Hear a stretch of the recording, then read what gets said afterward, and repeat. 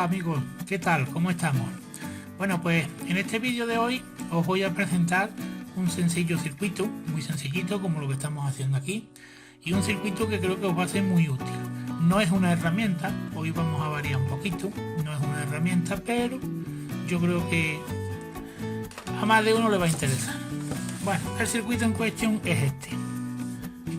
Voy a ponerlo porque le he puesto su alimentador, está alimentado con un viejo transformador de telefonía móvil. Bueno, pues como decía, el circuito no es más que un despertador solar, así como suena. Yo sé que me vaya a decir, bueno, oigo la telefonía móvil y demás, y despertadores y tal, vale, sí. Sin embargo, este tiene una cosa que no tiene ningún despertador, que te va a despertar todos los días cuando el día abra en el mismo punto de luz, independientemente de la fecha que nos encontremos. Cosa que con uno normal no podemos hacer, porque si queremos que nos despierte pues justo cuando sale el sol, pues simplemente accionaremos el potenciómetro, ajustaremos la sensibilidad, que eso se hace simplemente una vez y ya queda hecho para siempre. Entonces cada vez que salga el sol y llegue a una posición determinada, nos va a despertar, repito, independientemente del día, de la hora y del año. Bueno, de la hora no, la hora sabemos ya que va a ser siempre a la misma hora. Bueno, pues nada, sin más preámbulos, vamos al esquema, que vamos a explicar algunas cositas y también vamos a ver lo que es la lista de materiales. Vamos a ello.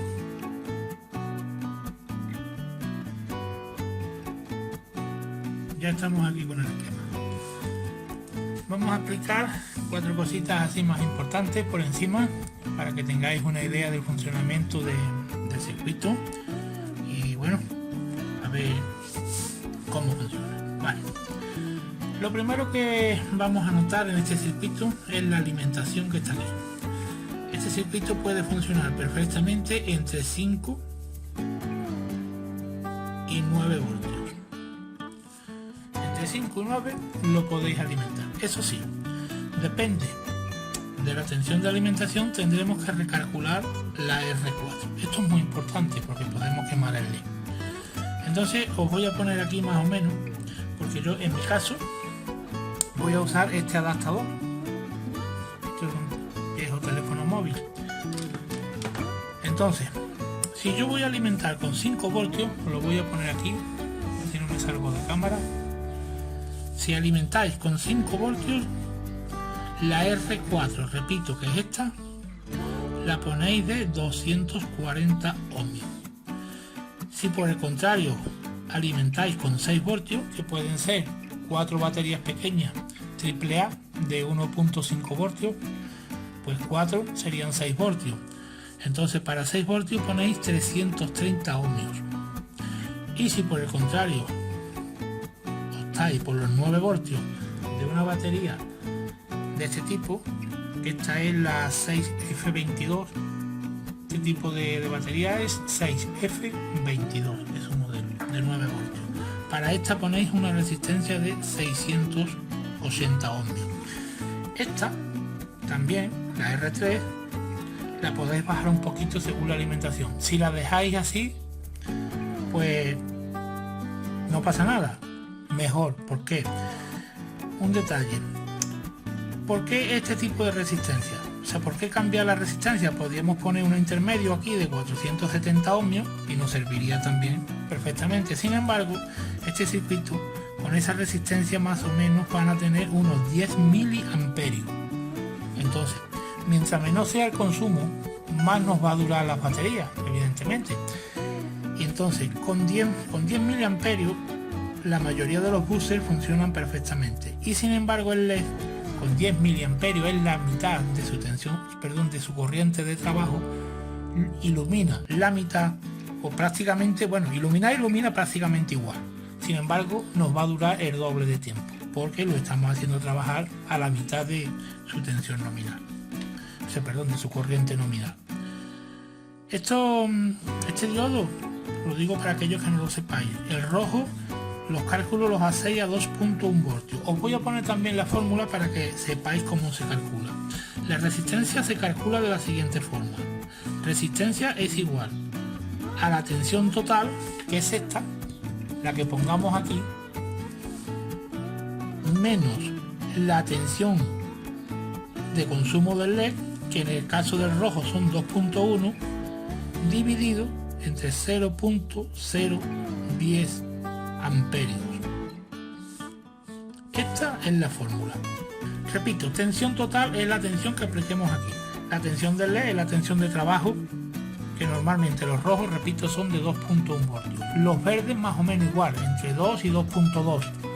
Los azules están entre 3.1 y 3.3. Los ámbar, creo recordar que eran 2.5. En fin, eso en Google lo podéis buscar las tensiones y tenéis infinidades de tablas. Bueno, dicho esto, vamos a ver el funcionamiento así por encima de este circuito. Lo primero que nos encontramos aquí son dos capacitores. Son dos capacitores de filtro para estabilizar lo que es la tensión de entrada y que no haya falso disparo. ¿Por qué? Porque si os dais cuenta, el pin 4, que es el que está en este divisor de tensión, es el que comanda el encendido y apagado, no la frecuencia. Ojo, la frecuencia es otra cosa. Este, el pin 4, en el 95% de los casos, o quizás más, va siempre a corriente junto con el 8. Lo mismo que el 6 y el 2, que el pin 6 es el pin de umbral y el 2 es el trigger o disparo, normalmente se suelen poner juntos, como es este caso también, y como veis están unidos. Bueno, una vez dicho lo de... bueno, se me olvidaba. Este capacitor yo os recomiendo 10 microfaradios si vais a utilizar baterías, tanto de 9 voltios como de 6, por las 4 pilitas que os dan 6 voltios. Si por el contrario vais a alimentar con un adaptador de estos, yo os recomiendo que lo pongáis de 100 microfaradios. Yo voy a dejar de 10 porque ya he hecho pruebas y a ver si lo digo, si me sale. Este adaptador viene muy bien filtrado. Lo he puesto en el osciloscopio y entonces voy a dejar el de 10. Pero si vosotros tenéis dudas, pues repito, este lo ponéis de 100 microfaradios. Una tensión mínima de trabajo de 16 voltios.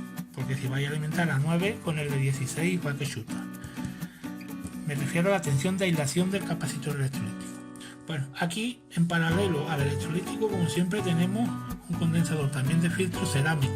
Puede ser también de poliéster, no hay ningún problema. Código 104.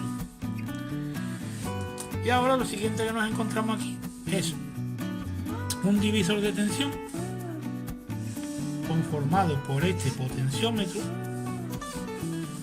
y la resistencia LDR. LDR significa, viene del inglés resistencia dependiente de la luz, por eso se lee LDR. Nosotros, como hablamos el castellano, pues tendremos que leerla al revés, resistencia dependiente de la luz. Eso significa, bueno, depende de la luz que incida en esta resistencia por el divisor de tensión, o sea, por la pata que está conectada al divisor de tensión, verá positivo o verá negativo.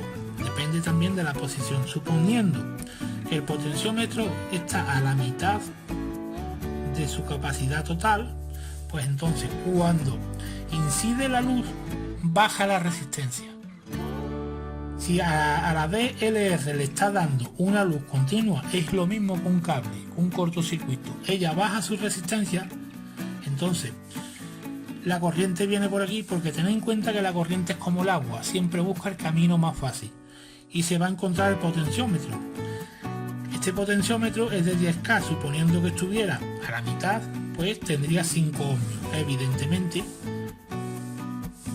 hasta el pin 4 no encuentra obstáculos, por lo tanto la corriente tomaría este camino, entrando en el pin 4, que repito es el pin de reinicio, activando lo que es el 555, que esto no lo he dicho, pero este es el NE555.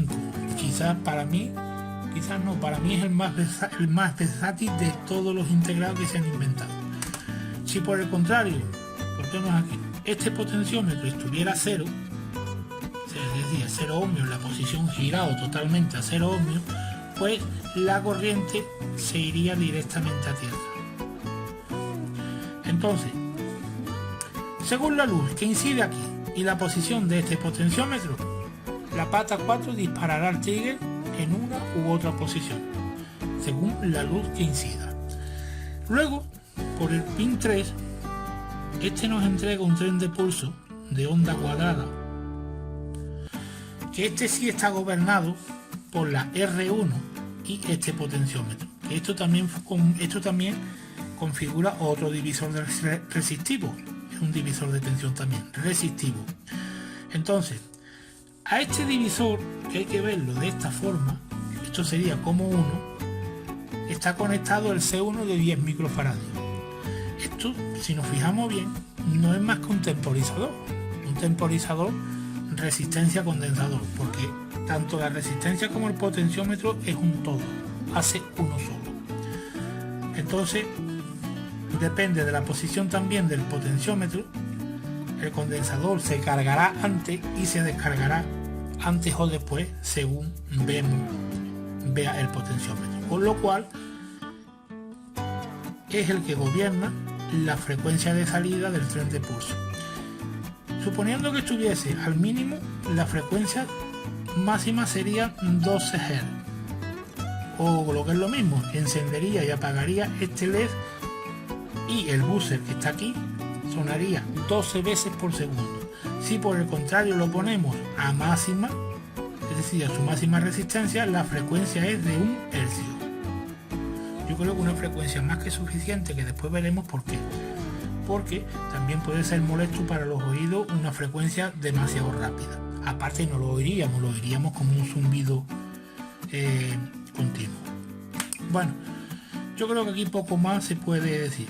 Aquí hay un detalle, que el pin 5 hay quien lo deja sin conectar. Yo me gusta siempre de ponerle un condensador de 10 nanofaradios, código 103. ¿Por qué? Porque este pin es el control de voltaje. Entonces, si lo dejamos al aire, puede reiniciar el sistema y tener...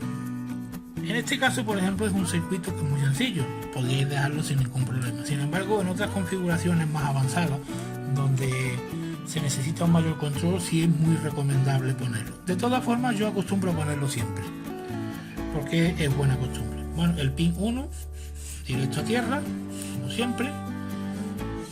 Y una cosita sí hay que comentar. Este transistor que está aquí es NPN.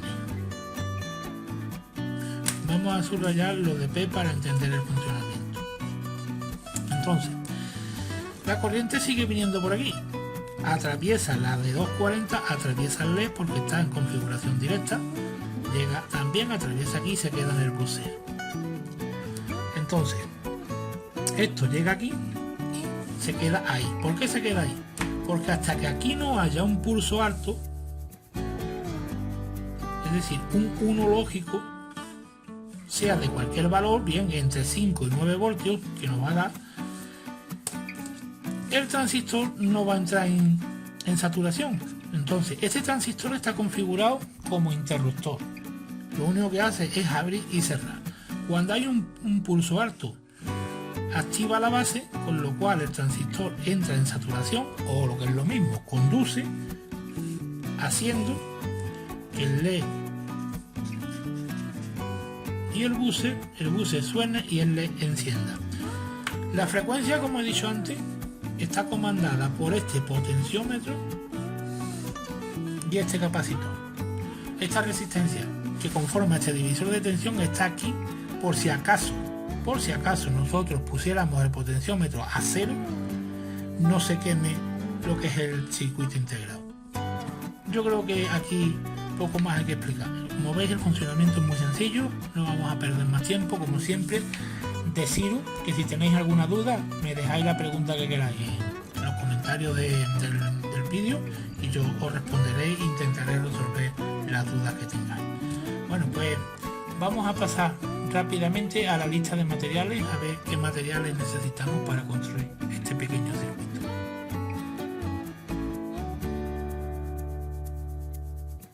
ya hemos visto en el vídeo la lista de materiales, pero como siempre le damos un repasito rápido para ver cómo son los materiales que vamos a necesitar. Bueno, necesitamos dos resistencias de 10 kiloohmios de 1/4 de vatio, que son estas dos. Necesitaremos también una de 1 kiloohmio y una que en mi caso, como voy a alimentar a 5 voltios, pues será de 240 ohmios. En la descripción de los materiales ya os digo que os dejo los valores necesarios como habéis visto antes. Necesitamos también dos potenciómetros, uno de 100K y otro de 10 kiloohmios. Pueden ser perfectamente en miniatura, de hecho son los que voy a utilizar yo. Necesitaremos también una resistencia LDR, o lo que es lo mismo, resistencia dependiente de la luz, dos capacitores electrolíticos de 10 microfaradios. En la presentación he puesto dos de 10, como ya os dije antes, yo igual voy a utilizar uno de 100, el de filtro de 100, dos capacitores cerámicos, uno de 100 nanofaradios, código 104, y otro de 10 nanofaradios, código 103. Vamos a necesitar un transistor NPN, este es el 2N2222, sirve cualquier transistor NPN. Eso sí, tendréis que tener en cuenta lo que es el patillaje, porque todos no traen el mismo patillaje. Necesitaremos el circuito integrado, el NE555, un zócalo de 8 pines para el integrado. Es buena costumbre siempre de ponerle su zócalo, a la hora de repararlo y eso se quita muy bien. Vamos a necesitar un zumbador. El zumbador, ojo, tiene que ser para corriente continua, no ponerlo de alterna porque entonces no va a funcionar, tiene que ser corriente continua. Vamos a necesitar también un interruptor. Yo voy a usar este pequeño de miniatura de 3 pines, un diodo del color que vosotros queráis. Yo en mi caso lo voy a usar rojo de alto brillo. Voy a reciclar este que tenía ahí, este es de un ratón de ordenador. Necesitaremos un conector hembra para la entrada de VCC, con lo que es lo mismo, tensión de 5 milímetros, el conector macho, 4 tornillos, aunque yo en mi caso solamente voy a utilizar 2, y como no, nuestro PCB propuesto, que como veis yo ya lo tengo hecho, lo he ido levantando el trabajo y ya lo tengo realizado, simplemente para insertar y soldar los componentes. Este es el que os propongo ahora, que ahora vamos a hablar también un poquito de él. Hay un par de cosas que os quiero comentar. Bueno, y por último me queda que mostrar la caja. Esto lo he comprado en un bazar de esto de los chinos. Esto venía con pinzas de la ropa pequeñitas. A mí realmente el contenido me da exactamente igual lo que traiga. De este tipo de cajas, bueno, la caja suele ser siempre la misma. Lo que varía es el contenido que trae dentro. Y sin embargo, fijaros el precio. 1 euro. Ahí lo tenéis. 1 euro. Compré 3. Y es donde vamos a utilizar, la que vamos a utilizar para nuestro proyecto. Ya lo he mostrado antes, también necesitaremos, yo voy a alimentar con este adaptador, que bueno, lo voy a poner en la habitación y prefiero el adaptador antes de andar cambiando baterías y demás. Y bueno, 4 trocitos o 5 de cable para hacer las distintas conexiones. Esto es todo lo que necesitamos para hacer este circuito. Voy a limpiar un poquito la mesa y os muestro el PCB propuesto. Os voy a explicar un par de detalles. Este es el circuito que os propongo hoy. Vamos a ver 2 o 3 detallitos así muy rápidamente y pasamos a su construcción. Bueno, como veis, el circuito, el tamaño es este. Sin embargo, lo primero que tenemos que tener en cuenta, que no se nos pase, es este puente. Aquí hay un puente que tenemos que hacer, que si vemos el circuito de esta forma, corresponde a estos dos agujeros. Ahí va un puente. Luego yo he dicho que voy a usar este conector, ya lo tengo taladrado y demás para usarlo por razones obvias. Sin embargo, si no tenéis este conector, pues sencillamente conectáis positivo aquí y negativo ahí. los dos cables, lo ponéis aquí soldadito y quitáis el conector este. No es necesario que lo uséis. Si vais a utilizar de baterías pues de este tipo, si vais a usar esto, pues sencillamente conectáis los cables ahí soldados y ya está, va que chuta. Eso es un detallito. Luego el tema del transistor. Aquí os he puesto varios transistores. Tened en cuenta la posición que lleva. En esta misma posición que está puesto os sirve tanto el 2N3904 como el 2N2222, que es el que yo voy a utilizar, en la misma posición. Sin embargo, perdonad el dibujo, pero yo no soy muy buen dibujante. Bueno, no es que sea bueno, que soy pésimo. Sin embargo, si invertimos el transistor, porque el patillaje evidentemente es otro, pues os serviría el BC337, el BC547, el BC548 y el BC549. Como veis tenéis bastante donde elegir. Todos estos modelos, este es de la familia BC, como pongo ahí, este es de propósito general. Tanto estos dos como este son propósito general. Sirve casi para cualquier cosa. Estos ya pues se utilizan más para amplificadores y demás, pero sirven igual para el propósito. En este circuito sirve cualquier transistor NPN. Lo único, repito, que tenéis que tener en cuenta es el patillaje para poder usar este PCB. Entonces, estos cuatro modelos y estos dos modelos son los más fáciles de encontrar. Así que eso por otro lado. Y bueno, yo aquí ya no creo que haya que explicar más nada. Este potenciómetro yo lo voy a poner en miniatura, pero si vosotros queréis lo podéis poner multivuelta y el ajuste lo haréis mucho más fino. De todas formas, a mí en la prueba este, que es un potenciómetro normal, me ha dado también buenos resultados, como luego veremos en el funcionamiento. Bueno, ya está. Aquí sí deciros que en el tamaño real he puesto 4 tornillos. Aquí tenéis 4 pads para atornillar. Yo sin embargo he preferido reducirlo un poquito, y entonces aquí haré un taladro y aquí haré otro. Voy a usar 2 nada más, porque como veréis después se queda bastante bien. Bueno, pues esto nada más. Vamos a pasar a su construcción y ahí os iré, porque no voy a mostrar el proceso de construcción, no lo voy a mostrar completo. Se supone que vosotros tendréis que saber soldar. Si veo algo importante, algún detallito o algo, pues os iré dando unas pinceladas. Bueno, pues vamos a pasar a su construcción. Ya he soldado también, como veis, las 4 resistencias y el puente. Siguiendo como siempre, seguimos un orden lógico. Primero soldaremos los componentes más pequeños, porque si soldamos los grandes después nos estorba para poderlos insertar y demás. Bueno, pues aquí tenéis el puente y las 4 resistencias. Ahora voy a soldar, pues soldaremos los capacitores cerámicos, transistor y en fin, siguiendo un orden de más pequeño a más rápido, perdón, a más alto. Vamos a hacerlo y continuamos. Así nos ha quedado. Este es el resultado final del circuito, no del proyecto, porque el proyecto, como sabéis, hay que meterlo en su cajita. Bueno, nos ha quedado así. Y ahora pues vamos a probarlo, a ver qué tal va. Yo la verdad todavía no lo he probado. Voy a probarlo con esta adaptación que hicimos de 12 a 9 voltios. Bueno, esto lo hicimos en un vídeo anterior. Es una adaptación que está regulada a 9 voltios con Zener. Vamos a conectarlo para probarlo así a ver cómo va. Y bueno, aquí lo tenéis funcionando. Como os he dicho antes, este potenciómetro regula la frecuencia.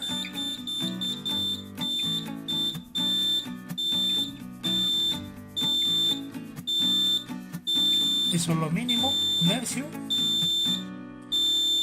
y el máximo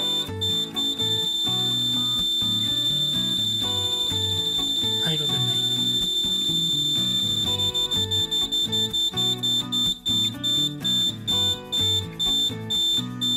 Yo lo voy a dejar de esta forma, creo que es un sonido más que suficiente. Y bueno, la sensibilidad se regula aquí en este que está aquí de 10 kiloohmios. No sé si lo podéis ver bien ahora.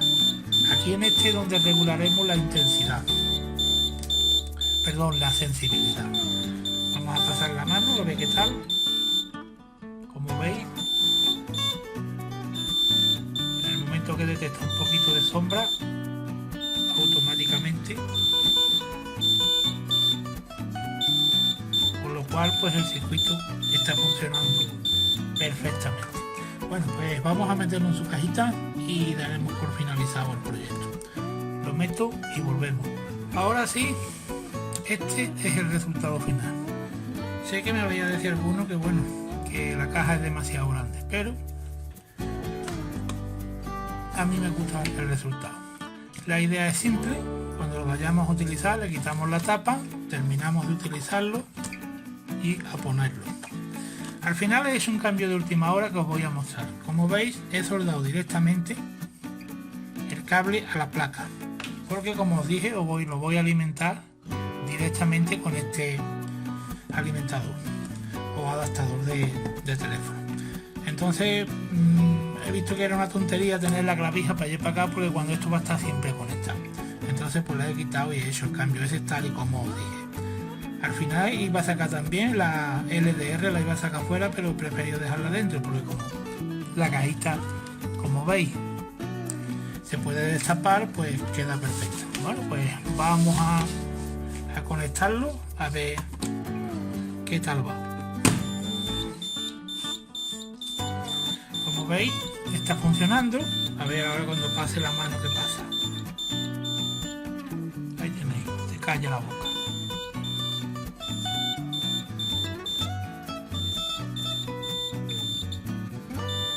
Esto, lo que es la sensibilidad, podéis ajustarla, como repito, en el potenciómetro de 10K. El de 10K es para la sensibilidad y el de 100K es para la frecuencia. Bueno, pues aquí lo tenéis, un sencillo despertador solar. Un circuito que yo creo que es útil y que nos puede venir bien a muchos. Bueno chicos, pues esto es todo por hoy. Comparte, dale a me gusta si te ha gustado el vídeo, y si no te ha gustado y no le quieres dar, pues